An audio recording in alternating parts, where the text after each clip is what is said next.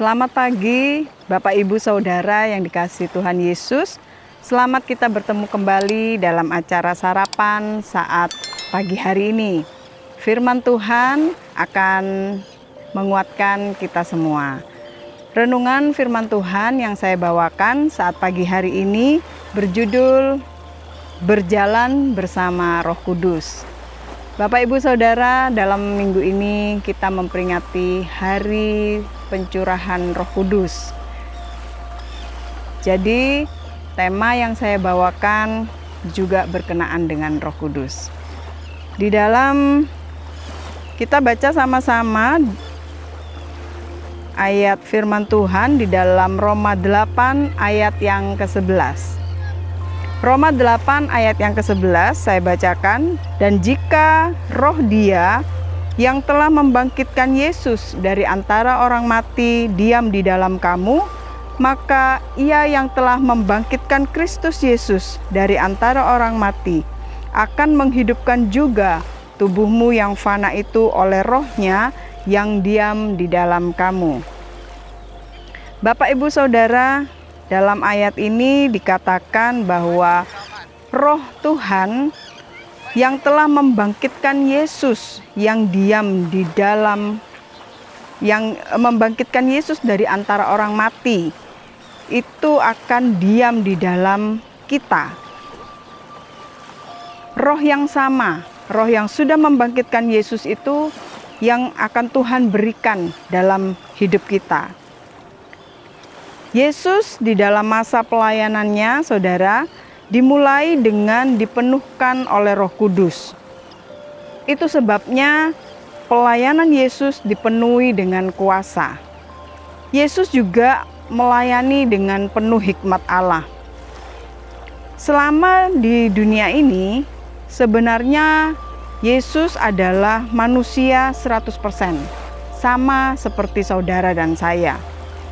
Tetapi Yesus menjalani hidup dan pelayanannya dengan mengandalkan atau berjalan bersama Roh Kudus. Dalam Yesaya 61 ayat 1, ini ayat yang dikutip oleh Yesus ketika dia ada di sebuah bait Allah, ketika dia membacakan firman Allah. Yesaya 61 ayat 1, Roh Tuhan Allah ada padaku, oleh karena Tuhan telah mengurapi aku. Ia telah mengutus aku untuk menyampaikan kabar baik kepada orang-orang sengsara dan merawat orang-orang yang remuk hati, untuk memberitakan pembebasan kepada orang-orang tawanan dan kepada orang-orang yang terkurung kelepasan dari penjara. Saudara, Yesus mengatakan bahwa Roh Allah ada padaku. Jadi, di dalam Yesus menjalankan tugasnya di tengah-tengah dunia ini, dia tidak berjalan sendiri. Karena Yesus adalah dalam keadaan manusia biasa, saudara ya, sama seperti kita semua. Itu sebabnya Yesus perlu Roh Allah menyertai pelayanannya. Karena Roh Allah lah yang ada di dalam dirinya itu, sehingga Yesus bisa melakukan banyak mujizat. Pelayanan Yesus memberikan dampak yang luar biasa, memberkati orang-orang yang dia temui. Orang sakit disembuhkan, yang hilang pengharapan dipulihkan, orang yang mati dibangkitkan, dan banyak cerita yang lain yang pasti saudara sudah mengetahuinya ya. Sebelum Yesus terangkat ke surga, Yesus juga berpesan kepada murid-muridnya untuk tetap tinggal di Yerusalem. Untuk apa saudara? Untuk supaya murid-murid dipenuhkan dengan Roh Kudus. Dalam Kisah Para Rasul 1 ayat yang ke-8, di situ dikatakan, tetapi kamu akan menerima kuasa kalau Roh Kudus turun ke atas kamu. Murid-murid diberikan pesan oleh Yesus untuk mereka tinggal di Yerusalem, karena Yesus tahu murid-murid harus melanjutkan tugas pelayanan yang Yesus sudah lakukan di dunia ini, dan mereka tidak akan sanggup melanjutkan pelayanan Yesus itu dengan kekuatan mereka sendiri. Yesus mengatakan bahwa mereka perlu Roh Kudus supaya mereka mampu melayani Tuhan.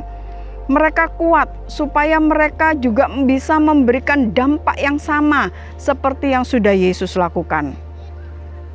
Karena Roh Kudus yang akan memampukan murid-murid untuk memberikan dampak yang sama seperti yang Yesus lakukan. Nah, saudara, mari kita juga hidup berjalan dengan Roh Kudus. Izinkan Roh Kudus tinggal dalam hidup kita.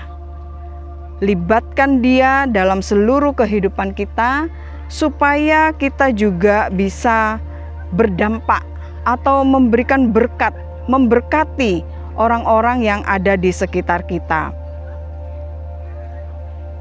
Kita berjalan di tengah-tengah dunia ini, saudara, kita tidak akan mampu.